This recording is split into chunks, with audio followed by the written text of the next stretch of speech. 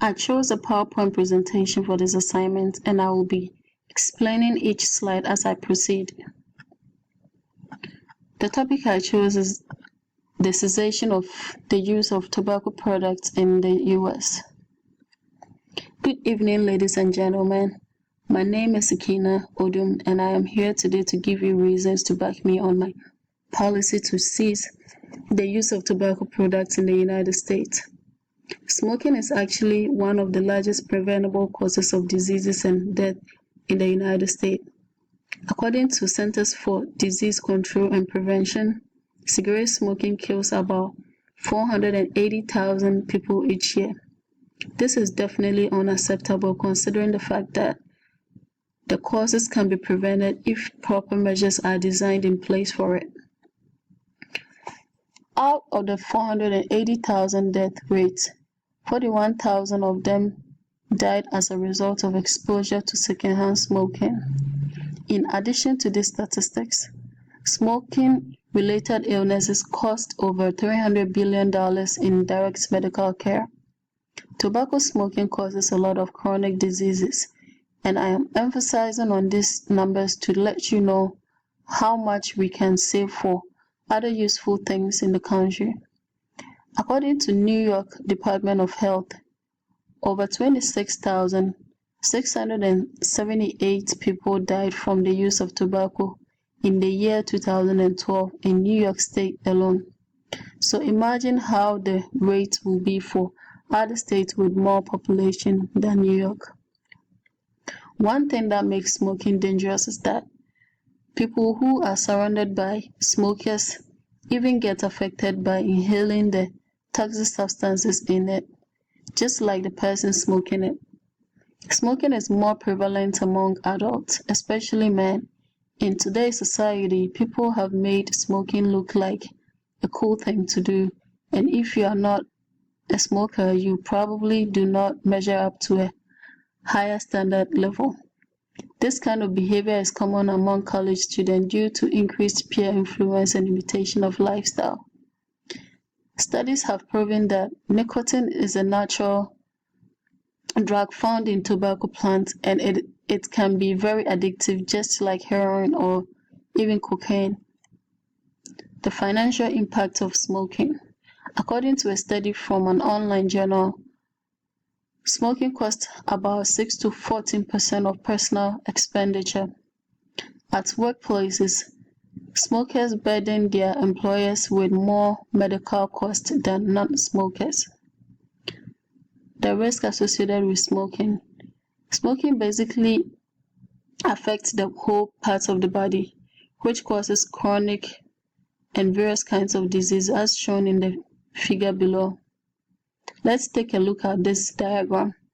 You can see that the whole body is being affected by this smoke, and the diseases that this diagram depicts include stroke, gum infection, heart diseases, which is known to be the #1 cause of death in the United States, hardening of the arteries, which can also lead to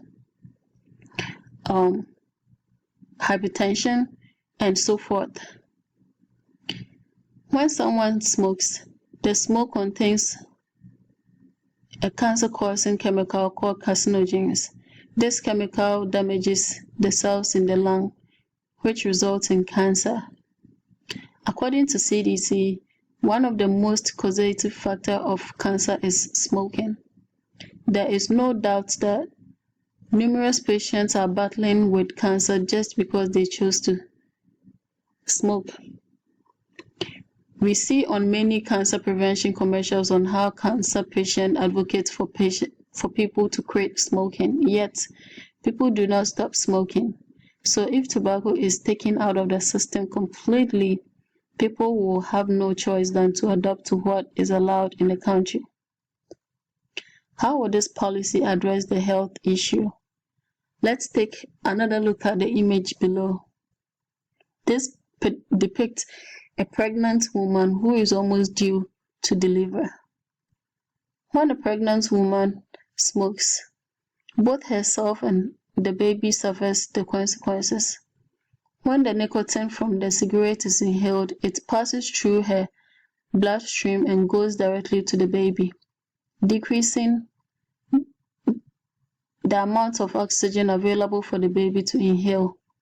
This can cause the baby's heart rate to increase, leading to complications like miscarriage, stillbirth, and a lot more.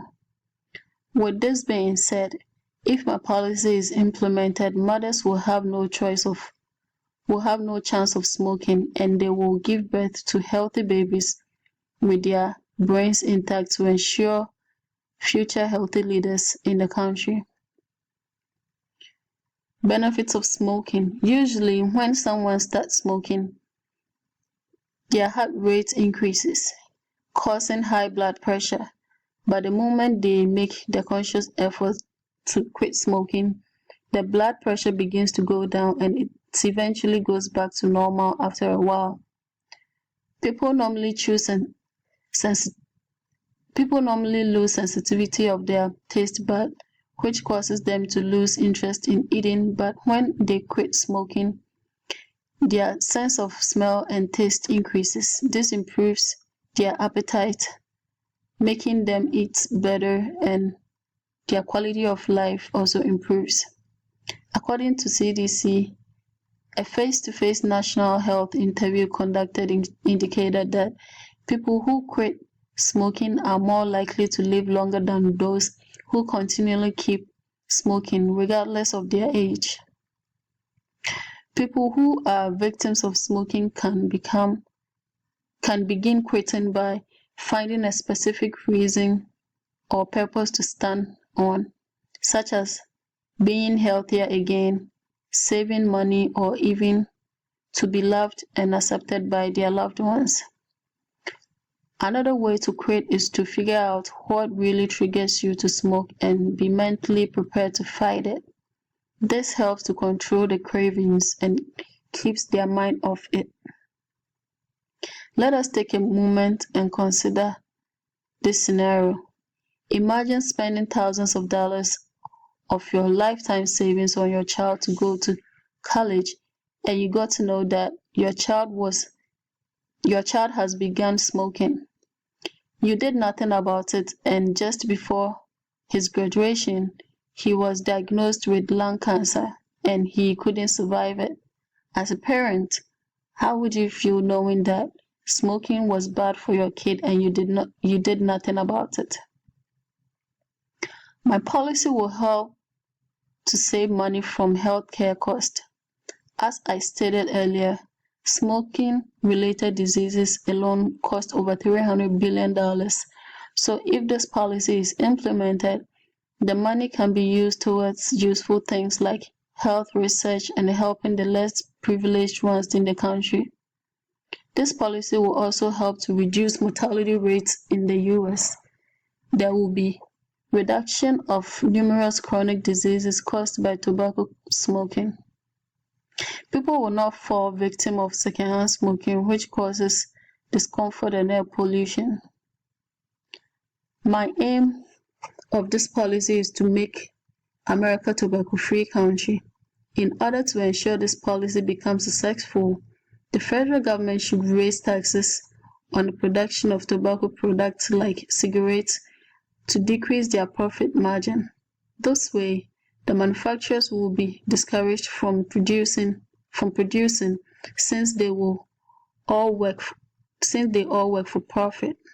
Also, people who grow tobacco on their own should be prosecuted to avoid any loophole in the system. Also, when people quit smoking, they save a whole lot of money, and that money can be used for other household needs. Smoking in itself seems like a simple thing, but its side effect is practically the downfall of the country's health system.